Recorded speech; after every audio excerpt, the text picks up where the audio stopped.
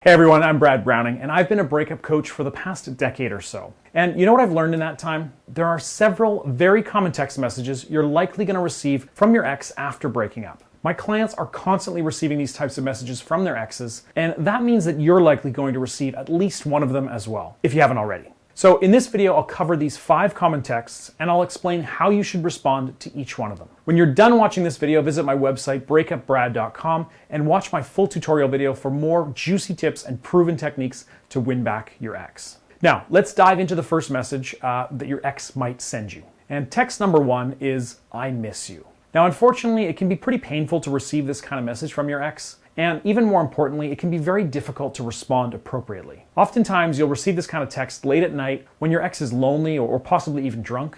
They might say, "I miss you," or "I wish you were here," or something along those lines that suggests they might be second-guessing their decision to break up. Now, on one hand, if you want to get back together with your ex, this is a good sign. It definitely suggests they're struggling emotionally with the breakup. But on the other hand, it's also somewhat dangerous because it can A, give you false hope, and B, tempt you to respond in an overly emotional way that reveals your desire to get back together.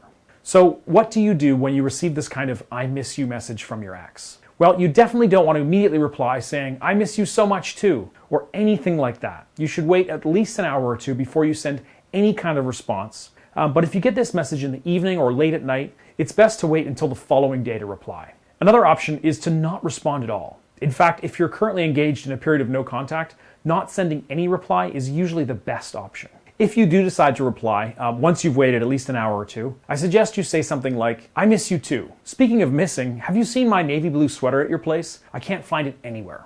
Changing the subject is a good way to respond to your ex's comment without seeming overly desperate or appearing too emotionally invested. All right, and on to text number 2, which is, "I hate you." So speaking of painful text messages, this is another common one that you might receive from your ex after breaking up. Now, it's definitely not uncommon for this kind of hurtful message to come completely out of the blue, even if you and your ex ended things on good terms. Now, it's usually not quite as blunt as just saying, "I hate you."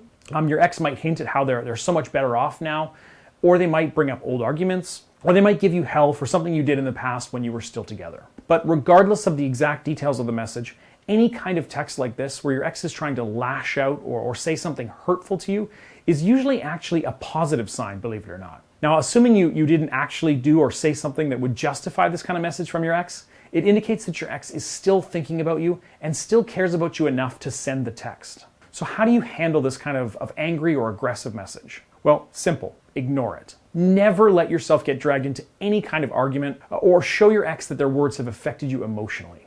It's possible that your ex is saying this kind of thing in an attempt to incite an angry reply, which they can use to justify hurting you by breaking up. So quite simply, nothing good can come of getting into an argument with your ex. So in 99% of all situations, your best bet is simply to ignore this type of message altogether. And text number 3 is indifference.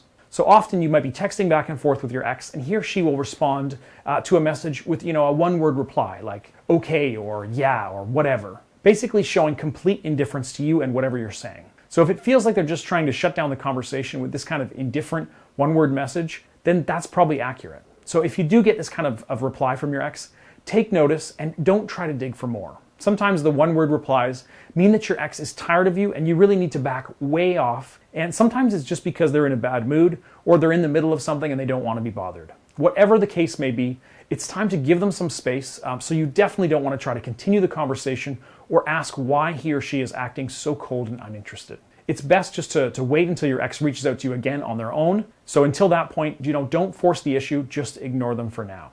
And by the way, if you want to know where you stand with your ex right now and what your chances are of getting them back, just go to breakupbrad.com/quiz and take my free 5-minute quiz. All right, and text number 4 is, "Are you dating anyone?" Yes, jealousy. It's very possible that your ex may reach out to ask if you're seeing anyone. Now, this question might come out of the blue, or they might ask it, in the context of a broader conversation. But either way, it's good news if you're hoping to get back together. Why? Well, because it clearly indicates that your ex isn't fully over you, and it usually also suggests that they're worried that you might be moving on. So before you get too excited and you start responding to this message, though, wait. Don't do it. Just because you get an encouraging text such as this, or really any text that suggests your ex is jealous, that doesn't mean that they definitely want you back, or that you should be open and honest in your response. In fact, it's best to either ignore the comment entirely or reply in a cryptic, mysterious kind of way. So for example, you might respond by saying, "Oh, you know me, I've always been a ladies' man," and a little winky emoji. Or, something along those lines that will leave your ex wondering whether you really are seeing someone new or not. Now, the exception to this, of course, is if you actually are seeing someone new and you're no longer interested in getting back together with your ex. If that is the case, then that's one situation where you can be honest and let them know that you've moved on. Otherwise, as long as you're still hoping to get your ex back, it's best to just avoid giving any kind of straight answer and just keep your ex guessing for now. All right, and text number 5, leave me alone. So last but not least, you might get a message from your ex saying something like, "I need some space right now," or "Please leave me alone." Now, this is a text you cannot ignore. Well, actually, you can ignore it, but you can't ignore this type of request. You need to accept it and do as your ex is asking. To be honest, that's all I really have to say about receiving a message of this sort from your ex. If they're openly telling you that they want you to leave them alone, you have no choice but to do so. In fact, I don't recommend saying anything at all in response to this message. Don't bother saying, "Okay, I will," or anything like that. Just stop communicating with your ex until they reach out to you again. So, have you already received one or more of these texts from your ex? If so, let me know in the comments below the video, and let me know how you responded to and how it turned out. Thanks for watching, everyone. I'll see you again soon.